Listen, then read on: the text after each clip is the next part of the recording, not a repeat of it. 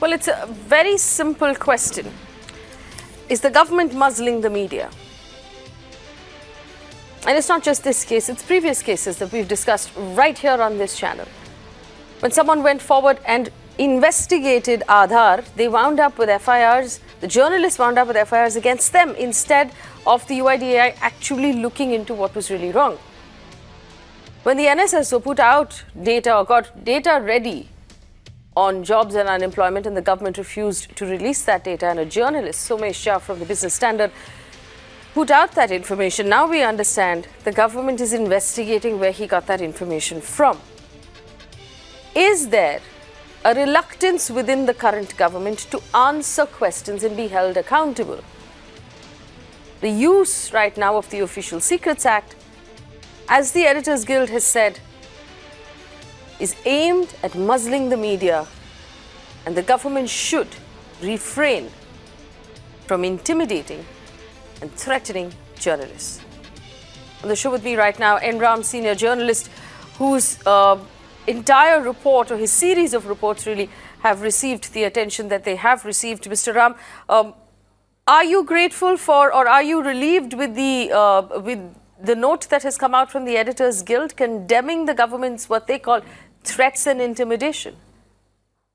Yes, I think it's the right thing. I'm very pleased with this position taken by the Editors Guild of India, which is what I would expect. But they very strongly and unequivocally condemned this position. Yes. And they also object to the message being sent out. So I think it's a good and unequivocal statement expressing support for free speech and freedom of the press. Mr. Ram, you're a very senior journalist with many years of experience under your belt. Is there an attempt here to intimidate journalists? Is there a reluctance on the part of the government to be held accountable and answer questions? Yes. This is what it brings out because we did Bofors and others have done various other things, and at least in so-called mainstream newspapers, nobody, I think, has faced this kind of threat to use the Official Secrets Act to go after the publication without showing what was objectionable. Overbreadth is the problem. The act itself is an obnoxious piece of legislation. That's how we view it. A legacy from the Raj, meant to protect the interests of the Raj against the freedom struggle, against the people of India. And unfortunately, we've allowed it to continue to be on the statute books in independent India, although it's quite rarely invoked against publications, rarely being used to go after publications. That's a fact. But there have been cases, Gilani case and so on, where it's been misused. But it shouldn't be there at all on the statute books. You provide for separate penalties, for espionage and so on, stealing of, spying, serious offences, stealing, yes, codes, and so on. But to go after journalists, particularly investigative journalists, for putting out what the government doesn't want to put out, I think is quite unacceptable. Well, in fact, you mentioned Bofors, Bofors 2G, the coal scam, which actually came out from the Times of India when the Times of India accessed a CAG report before it was released. All of these scams that are being used very heavily by the current dispensation, the current government, to actually campaign against its opposition, are all thanks to journalists doing their job. Starting, in fact, if you go to the very top, the Jeep scam, which was the first scam that we heard about in this country ever, is thanks to journalists. Is the government being completely myopic at this point and perhaps a little paranoid about elections in the fact that it actually played this card? Yes. In fact, I would also cite another thing. In 1981, when I was the Washington correspondent for The Hindu, we got hold of the IMF documents, the confidential documents relating to the conditionalities of the extended fund facility, worth at that time 5 billion SDR, which was the largest multilateral line of credit extended to any country. We got all the details, and of course, they could have said that this violates the Official Secrets Acts because Yes. information given by the government of India was very much part of that IMF document, but it was never done. Yes, this is a new turn, and if it is allowed to pass, I think it's very dangerous because then governments, what they are challenging, Faye, in effect, is the whole discipline or pursuit of investigative journalism. That's what it's all about. As we probably discussed yesterday, if the material was easily available, there would be no job for investigative reporters. And it's just because the information is inaccessible, information that needs to be out, that asks to be out, that is required in the public interest to inform citizens. If you want it out, then I think there's something wrong with the regime. Mr. Ram, yesterday we had Air Vice Marshal Sunil Lalodkar on the show on debate with me after you left the debate. I don't know if you heard what he said, but he was very clear. He said, while the aircraft, any sort of aircraft is being purchased, we make, as part of the Indian Air Force, specific modifications. We load certain weaponry, missiles and stealth capabilities and software onto the platform. The nature of that work and the nature of the software and the missiles and the platform is sensitive because that is how we beat the enemy. That is the sensitive to national security information that he appealed, in fact, to journalists not even to release if you did have access to. What is your response to the argument that the information you held and released was sensitive to national security, and that is why what you've done effectively is injure the country? That's not true at all. In fact, I've already said, and we have written about it, in fact, there have been briefings by military and civilian officials of the Defense Ministry, things that were not normally being passed because they put it in a positive context, and plenty has appeared in the Indian press on some of the technical details that the Air Marshal was probably talking about. But I'll give as an example of how we exercise prudence, restraint. We applied our mind.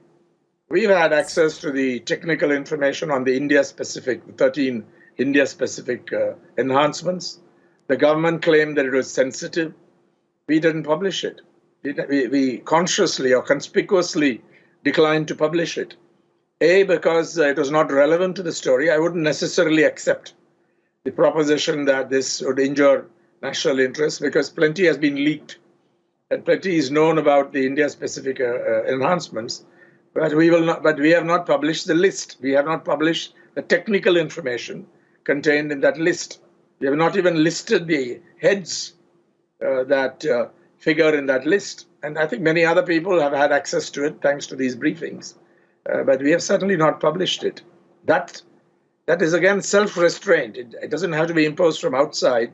If you apply your mind, you know what not to publish. A, because it's not necessary or not relevant. B, there may be something in the government's claim, and even if there's 1% of a chance that this has sensitive information that should not be divulged, then we will not do it. That's responsible journalism for you. That's very well said. In fact, I have to ask you this. You did say yesterday that the fact that the standard operating procedures of negotiation and of buying of any sort of defense deal were not followed in this case suggests corruption or vested interests of some kind. Do you believe that the suggestion of corruption or the quantum of the corruption in this particular case would be large enough to cause the government to attempt to muzzle the press because there's an election coming up? How large do you think this possible scam could be?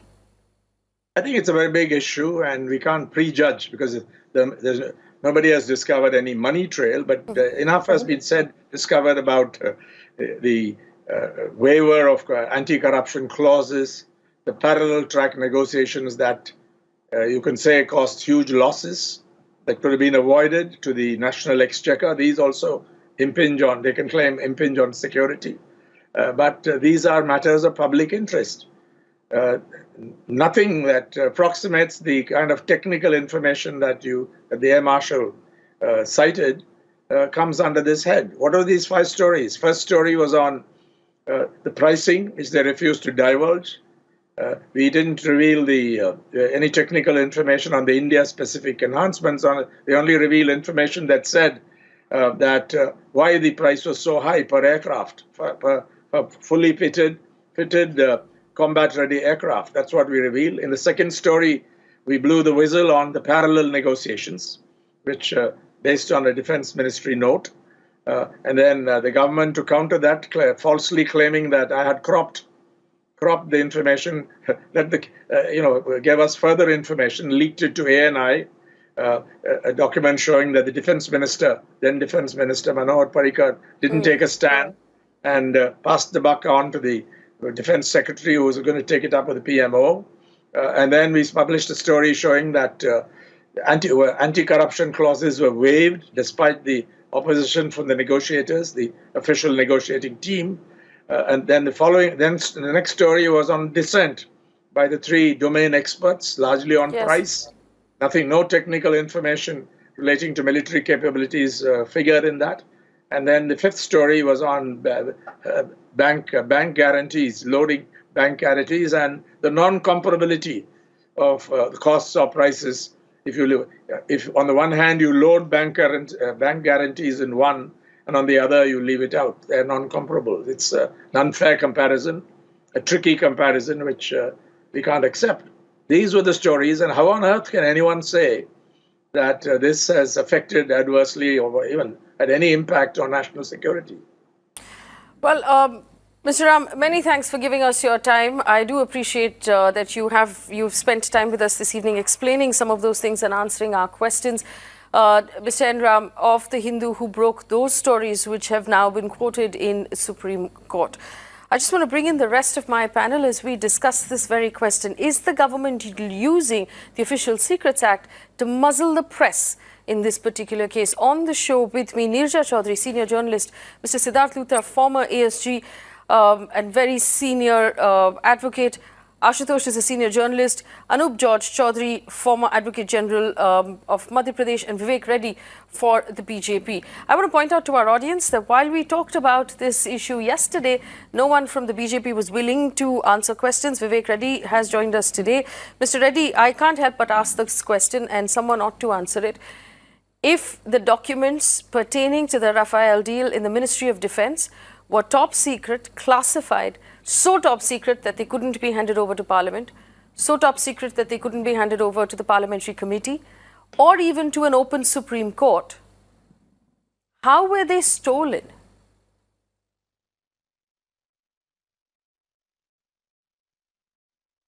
Well, investigation is going on that. The government has to come up with an official version. I may not be in a position to comment on that. It is the government that after the investigation, the government has to bring it out. And once it is brought out, it will be made known to the Supreme Court. But the issue is that there was somebody who has embezzled these documents out. And since it pertains to our defense assets and the sort of technical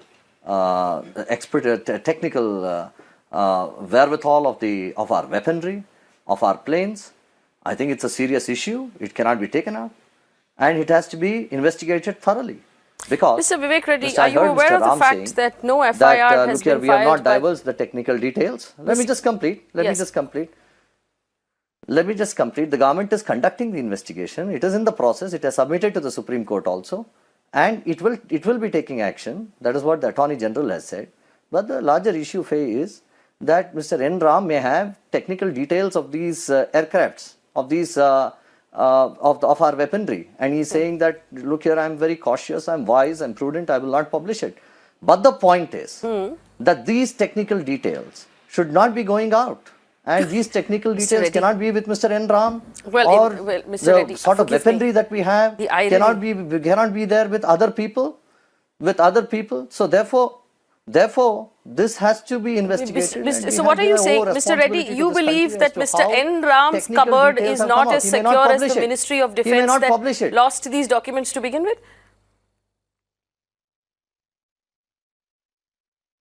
Well, that is being investigated. There have been vested interests who have taken it out. Inside the Ministry of Defence? No, that has to be investigated. Don't you think that is serious? No, Mr. Reddy. Don't you think it is serious? No, let me finish asking the question. Don't you think it is serious? Of course, I think it's serious enough for me to discuss it at 9 p.m. at night on prime time. But here's my question. We've just come out of 2 weeks of talking about defense, national security, intelligence inputs, and how terrorism has sleeper cells and they use intelligence and the ISI uses intelligence. You're actually telling me that the Ministry of Defense has a leaky drawer from which extremely top secret documents are leaking out? That the government and your concern right now is NRAM. Your concern should be what's happening in your own defense ministry. There may have been. Well, we do have concerns about private people getting this information. You've not filed an FIR. NRAM may be very wise and he may say that he will not divulge it, but he should not be having it in the first place. And who gave it to him? He is not willing to disclose it. Well, he's not willing to disclose it because no journalist will disclose it. Freedom of expression. He is not supposed to disclose that. Whoever, well, it cannot be under any person's hands, Faye. It cannot be taken out. Anybody who has contributed to this effort or who has participated in this effort, he is liable to be investigated with, because if the enemy gets these secrets, what happens? Don't you think that is serious? This is not like a common, all right. Let me bring in the learned panel. Siddharth Luthra, put his hand up. Mr. Luthra, again, a threat of investigation on the journalist, and this is the part that makes me very uncomfortable. Mr. Luthra, go ahead, please. I think we need to understand the legal parameters, because that's what I'm going to speak about. That's my area of understanding. Yes. The way the law exists today, and right or wrong, that's the way it exists. We have on the one side the conduct rules which apply to all government servants, which prohibit them from handing over information to any third party, information that they possess by virtue of their office. We have the Official Secrets Act and 1923 legislation, which continues to be on the statute book, which talks about commercial secrets, official secrets relating to issues relating to defense and other official secrets, and the possession of all of those or the leakage of all of those is an offense under Indian law. On the other side, we have the Right to Information Act, which again, under Section 8, makes an exception for cabinet notes, makes an exception for official secrets, and Section 8 draws that exception. Of course, for certain classes of information, if it's in the public interest, the competent authority can release that information, but there's a mechanism to get that information.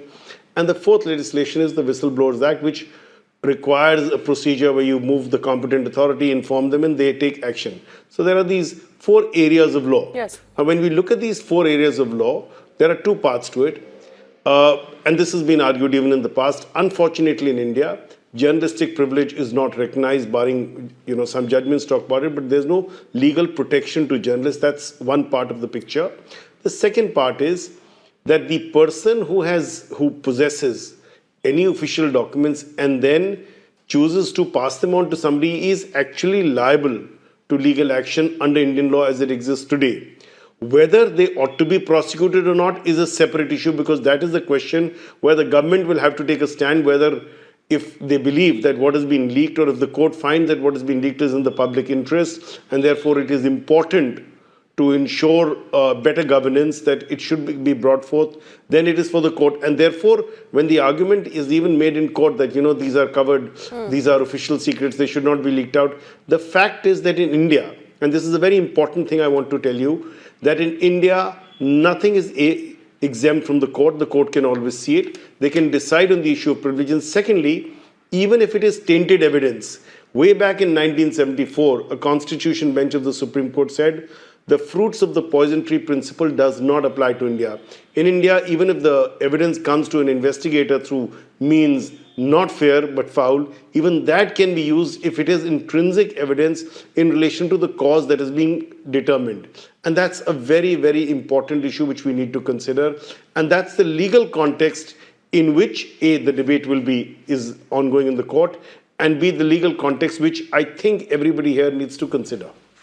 That's very well said. In fact, I do want to bring in Neerja Chaudhary, senior journalist, one of the senior journalists who joins us on the show. Ms. Chaudhary, here's the question. At the end of the day, it will be, the argument will be about public interest. But I want you to react to what Vivek Reddy said about the source perhaps being investigated here. Mr. Enram has said very clearly he will not reveal his source, and no journalist reveals his source.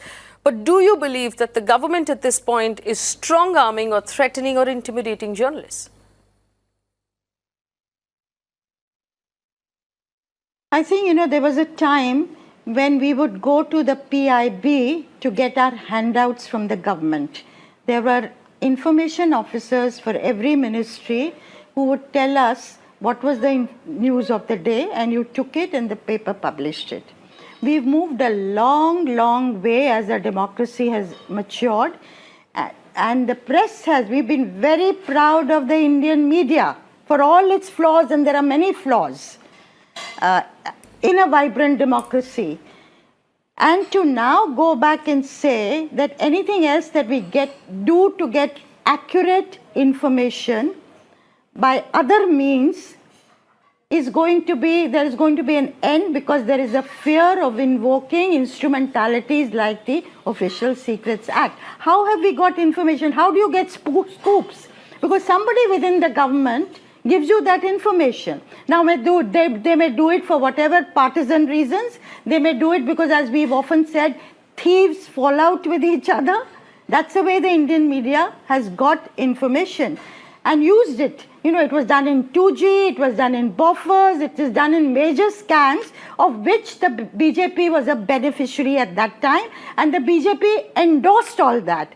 Now, are we wanting the Indian media to go back to the handout journalism? And an extension of that argument would be that the role of the media is only to do PR for the government of the day. Is that what we are heading for? That is what worries me. The second part is what you referred to.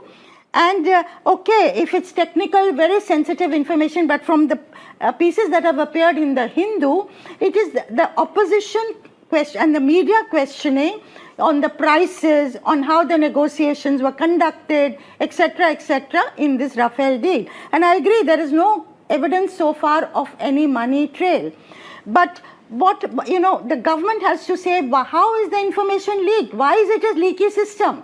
Put their own house in order, just as we need to also look much more than we have done on the huge intelligence failure which led to the 40 deaths that took place in Pulwama.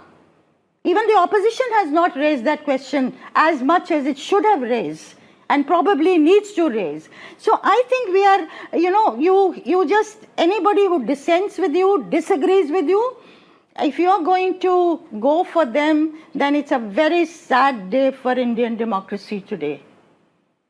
Absolutely, very well. So Ashutosh is also another senior journalist who joins us right now. Ashutosh, what is your view of the kind of language that has been used by the AG in court against the Hindu and the ANI? The ANI, incidentally, at that point was carrying the government's version of the story, but even the ANI has been hauled up in court right now. Ashutosh. See, I think it's intimidating, it's threatening, and it will lead to gagging. These are the three things which I want to say.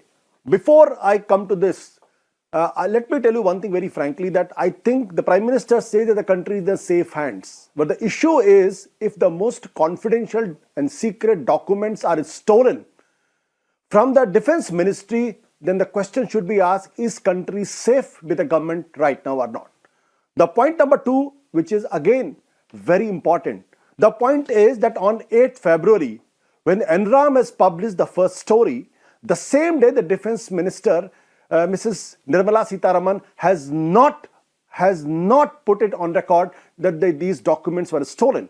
When the question were asked by the Chief Justice in the court, that on which date you discovered that the papers were stolen, it was after the story was published, then it came to know. And then the court has asked, what have you done? For the last 1 month, such a secret document has been stolen. No action has been taken. No FIR, no complaint, nowhere. That shows the seriousness of the government. That means what? That means the government was trying to bulldoze inside the court, wanted to give message to the press that if you mess with us, then we'll see to you. Because the Venugopal has used words like, we will take action against Hindu. One has to tell the name of the source, and then it does not fall within the sacred element of Indian Constitution, that the judicial review means Official Secret Act. Means what? The journalist cannot do it cannot do a story without getting into the Official Secret Act. The Beauforts would not have come to the knowledge of the people if some reporter has not gone and got those documents which was supposed to be brought into the public notice. So this is a very, very serious attempt to gag press. This is very serious attempt to muzzle the voice of the press, and the government is not worried about a section of the press which has already surrendered and already running not running any anti-story, but only working as an embedded journalist. Absolutely. And I do want to ask Anup George Chaudhary this question. So while the government is attempting on one hand to muzzle the media, on the other hand, it does need the media. It's selectively leaking information to the media. We saw, like I pointed out yesterday, there were television channels that had put out what they called a secret dossier of the Air Force on the Balakot attacks, showing proof that the attacks had actually happened.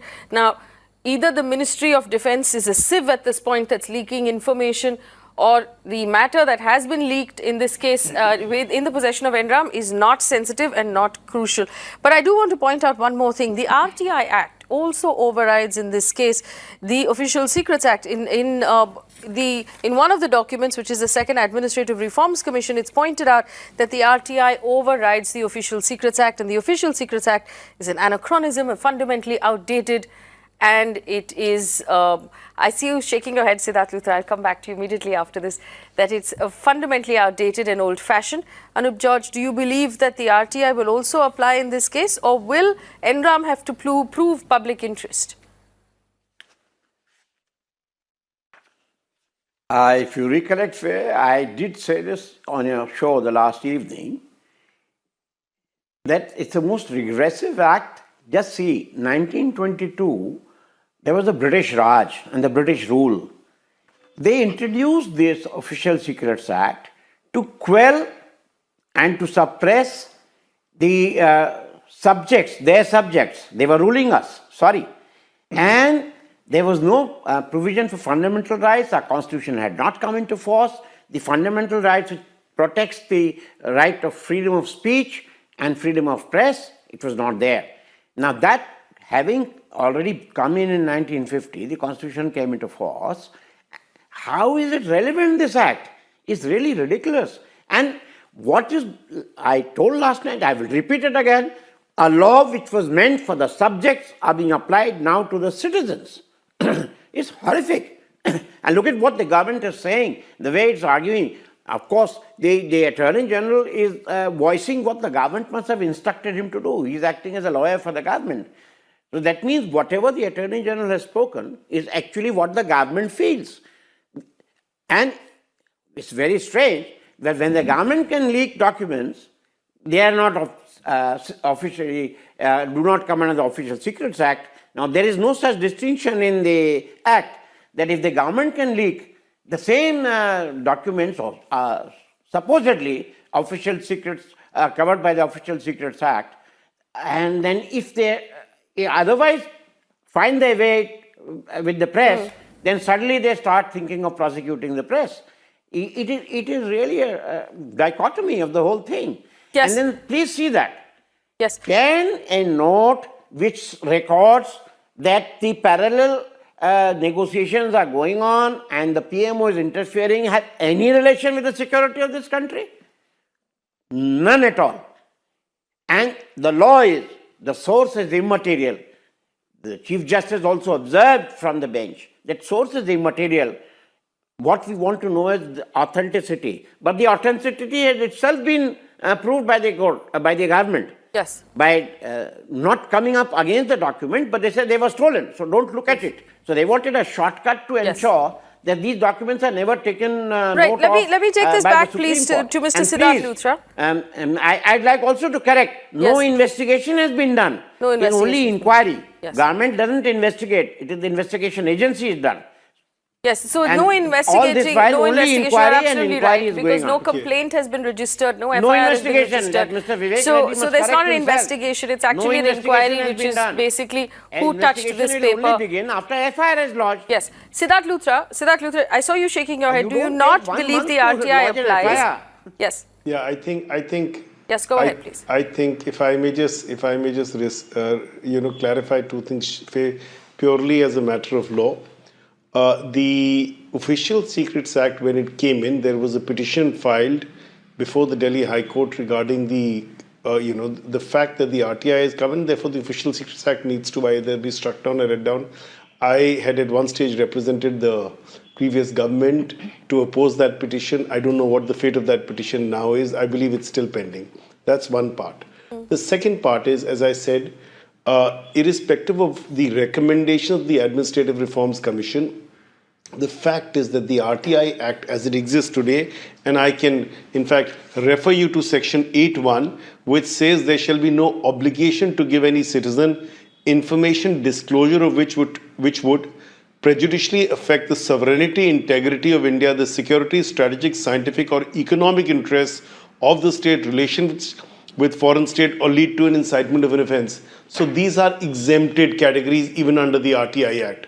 And that's a consideration which you must keep in mind, that till this exists, there is of course another option, that the government or any government really needs to look at the effect of the RTI Act, modify section 8, take away the Official Secrets Act and limit it, and ensure that there is greater transparency in that, barring limited classes of cases, documents, cabinet papers and the like, documents of the government should be as freely available to the people.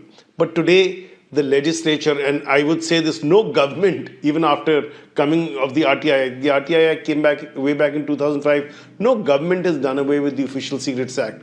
And that's an important question we must ask our leadership, irrespective of who's leading the country at which point of time. But that's a question that needs to be asked. And that is going to be determinative. As the law stands today, yes, there is a problem with the Official Secrets Act, that it can be used to prosecute A, the public servant who releases the document, B, the person in possession of the document. Therefore, irrespective of whether, in this, Mr. Ram in this case as a journalist, uses only a part of the document, it's the possession of the document, assuming it's an official secret and covered by section 3 of the Act or section 5 of the Act, assuming it falls in those categories, there is going to be a legal problem. And we have to be very candid about understanding that there's a legal issue there. Well, I see Vivek Reddy has his hand up, and I'm opening this up for rebuttals at this point. Vivek, may I just rejoin Siddharth for a moment? Okay, Mr. Chaudhary, go ahead. Just to rejoin. You see, the word used is prejudicially affect. So whether it is prejudicially affecting or not is the issue. How can you decide that? That's a matter of trial, which sir. merely says the problem that the PMO is interfering. So that's going to be decided how by does trial, it affect not by you and prejudicially? me. Right, so that will be judged by No, but even on the face of it, we and me can decide. I think we are on that is how it says whether it is covered on the face of it or not. And please see section 8.2. Section 8.2 says, if public interest in disclosure outweighs the harm to protected interests. So which outweighs what? Now, in this, the public interest definitely outweighs. There is a principle of Okay, one second. I do want to bring in the other panelists, and I do want Vivek Reddy. I need to clarify one thing. Perfectly all right. Okay, gentlemen, 1 second. 30 seconons for Siddharth Luthra to clarify, and then I can move on. Mr. Luthra, very quickly, please. One at a time. Mr. Luthra, please. Mr. Luthra, please. I have not looked at the documents, and I am not privy because I'm not participating in the case. Otherwise, I wouldn't be here. My submission is that if the documents are such as categorized and falling under the scope of section 3 or 5 of the Official Secrets Act, then there is a legal issue that arises. If not, then section 8 would have no application. But please remember that section 8.1 creates a restriction. And I said earlier, yes, If the public interest so demands, Right. the authority, that is the competent authority under the RTI on an application, can release the documents. But the point is, have these documents been obtained in RTI? And that's something which the court will determine. Yes. It's not for me or Mr. Chaudhary to determine. All right, so I do want to move on No, because they're it might not. become So too therefore it doesn't technical. apply. One second, They're Vivek not. Reddy, I have a question for you. Might become too technical for our audience, but Vivek Reddy, here's my question. The BJP, which you represent, depends heavily on the Bofors scam, the 2G scam, the coal scam, all of which the country found out about because of hardworking journalists who stood up to the government in power at the time to come out and to actually expose these scams. So when it suits you, you're fine with journalism. But it doesn't suit you, you suddenly want to throw all journalists in jail. Isn't that true? There is no question of no suiting at all, because all the issues were tested in a first installment before the Supreme Court, and the Supreme Court has, with its verdict, 3 honorable judges of the Supreme Court, in a verdict where they have looked into the sealed envelopes, looked into all the secret documents, looked into the pricing, the offsets, and all other connected issues, material issues, have said that in our view, there is nothing here. Now you have filed the review, the petitioners have filed the review. The review is being tested on the basis of certain additional grounds. We are open to the debate. No, we are Mr. participating in the Supreme Court. Mr. Reddy, we are not running shy of the debate. I have great respect for asking? political What are we representatives asking? What who are we asking? actually Let me just complete. dodge Faye, the question. let me That's just not my complete. question. My question is about Let the me just journalism. complete, Faye. The Supreme Court will decide whether or not we the are appeal we are needs not to be dodging looked the into. question. My We question have is, to, on why the are you journalism muzzling also. journalists? Let me tell Why you, is this let me government tell you, afraid of this journalists, Mr. country, Vivek Reddy? Answer that question. This is a wrong notion. This is a wrong notion. Why are you afraid of Please, let me journalists tell who you. don't toe your This is line? a wrong notion that we are muzzling journalists or intimidating or ganking journalists. We are not muzzling them. All that they have generated over the past few weeks before in these articles or additional things that they have generated are all there in the review petition, and we are facing them. But the issue is, the larger issue is technical details of our armory, technical issues regarding our weaponry and the plane and other relevant issues. If they also get leaked out and they go to private people, isn't it a case under Official Secrets Act? No, it's not. Let me just finish. It's You not. were No, talking no, about it's Section not. 8, It's sir, not a one of the case. previous panelists. No, no. I really respect no, Luthra no, because armory. under Section 8, a public authority releases this on the one basis second. of What about the prejudicial interest in the Whistleblowers state. Act? A public authority has to all right, release. Vivek Reddy, I'm Has going to Mr. allow the Ram journalists taken to it from a respond public here. authority? One second, He we has heard you out. taken We it heard from you a out. We heard source you out. which All has right, calm stolen down. it. It's Please, not that let me kind of just- debate. Let me just Vivek finish. Reddy, you're on mirror If you now. steal it When I ask and you you to say calm official down, act calm down. is not applicable to me, One second. how is it? This is not. It equally applies to journalists. It equally Faye, can applies I- to Doesn't apply to everybody. journalists, I'm You sorry. can't be possessing So important, Bofors, secret, so and you confidential wish information. Bofors had never come out into the open, right? What if this Vivek is Reddy, given we to should have anybody never else? found out about Bofors because that leaked from the Ministry of Defense. The coffin scam leaked from the See, Ministry look of here, Defense. Bofors was about the gun. See, Bofors Faye, was can about I- the gun. Bofors was not about huge technical capabilities. What was the gun, complex if technical not technical? capabilities? What if somebody gives it to the enemy country? What are you Isn't it talking dangerous about? for All this right, country? okay, never mind. Why can't Vivek you Reddy, think you've like obviously that, not done Faye? enough reading Shouldn't here. you be concerned One about second. it? I'm going to We cut your all mic should be because concerned about Ashutosh it. will respond. Ashutosh, go ahead. Faye, I do not know what the Vivek Reddy is saying. I think he has no idea what he's talking about. I am sorry to use these words, but I can very candidly say he has no idea what he's talking about. The fact is very, very simple. And the fact is that this government is trying to hide behind the national security and doesn't want the corruption, if there is a corruption, to come out open. That's one reason. Mr. Enram has not published on a word which prejudices or affects our national security. And if we think that Enram has done that, then we are disrespecting a man who is an institution in himself. Enram means he personifies journalism in this country. He personifies the collective wisdom of press in this country. And this is an attempt to muzzle Enram's voice, not only Enram's voice, but the entire journalistic fraternity. And this is the most dangerous thing. And this is what Mr. Rajiv Gandhi tried to do in 1989 when the Bofors came out in open, and he had to pay the price for that. I wish that similar things should not happen again.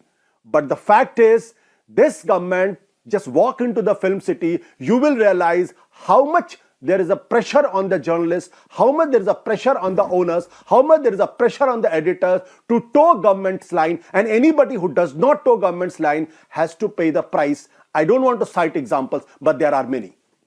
Well, Neerja Chaudhary, this is not the first time documents have leaked from... All through the press has been attacking Mr. Modi. Everybody has been given the liberty to do it. You think Mr. Modi has faced the highest condemnation from the press and has come out Such terrible people the press are. Mr. Reddy, it is the government, it is Indian constitution. It is the constitution which gives us right to express our opinion, not Stop Mr. Modi. Sir. We do not Stop owe a chanting. word to Mr. Modi. You have no credible evidence today. Let me also point out. Let me also one second. I have to allow Neerja Chaudhary to make a point. Gentlemen, Vivek Reddy is speaking out of turn. Neerja Chaudhary, there were submarine documents that. Gentlemen, please. Scrutiny of the Supreme Court. Please don't make me scold grown men on television. Neerja Chaudhary, there were documents about submarines that leaked during Manohar Parrikar's tenure as Ministry of Defence from the Ministry of Defence. He turned around and he said, it's not a big deal. There's nothing to worry about. It's not of a big concern. We're assuming on our own that it is leaked. We're taking precautions. This is not the first time documents have leaked. This is not the first time journalists have broken stories specifically to do with defence deals. This is the first time the government is totally freaked out about it. And Vivek Reddy, saying things like the journalists are witch hunting, that Mr. Modi has been under constant attack from journalists, that we have no credibility or credible evidence, and this word has been used repeatedly to discredit the voices from the media and thereby to discredit their stories. It is our job to question the government of the day. It is our job to raise these questions and demand answers in front of the audience. Is there something horribly wrong with the state of affairs, Ms. Chaudhary?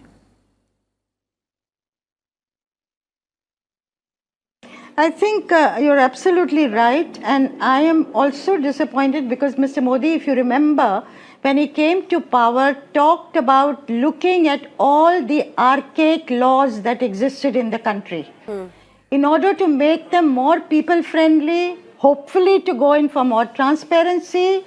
And this is a 1923 law, a baggage of the colonial past, and it is high time to look at it again. I would say that, if something good is to come out of this episode, I hope this will be one of the things, this debate that we are having. And the second thing which I find very mystifying and difficult to understand for a party as savvy as the BJP, the Rafale deal had little traction at the ground level. This debate was limited to the intelligentsia, people in the towns, and I found this in the recent assembly elections in the campaign. People were not talking about the Rafale deal at all. Now again, the BJP, by invoking or talking about invoking the Official Secrets Act, has brought it back center stage just before the elections. Why should it do something like this? Unless it is overreacting to things. And I think I absolutely agree with you that to make a message of Mr. Ram is to send a message to the entire journalistic community, this is going to be your fate. And if that's not intimidation, then what is?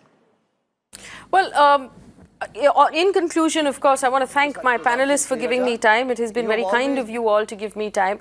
The journalistic community of our country has been through a lot in the history of this country. And if we go back before independence, Mahatma Gandhi started off as a journalist. He wrote for a journal about his experiences traveling India. Some of the strongest voices of our country have been journalists, and we've seen the industry through the emergency when front pages of newspapers were left blank because of censorship and in protest. The more you try to crush the voice of the press, stronger and more united it will get. At the end of the day, it is the fourth estate. We have a job to do. Our job is to ask questions and demand answers and to expose the truth to the citizens of this country. When journalists ask questions, we're representing the citizens of this country who are actually asking questions themselves. It is our democratic right to ask questions. You cannot intimidate the community. As the Editors Guild's comments have come out today, it says very clearly that the Guild denounces these threats by the government and strongly advises the government to refrain from curbing media freedom. Thanks for watching.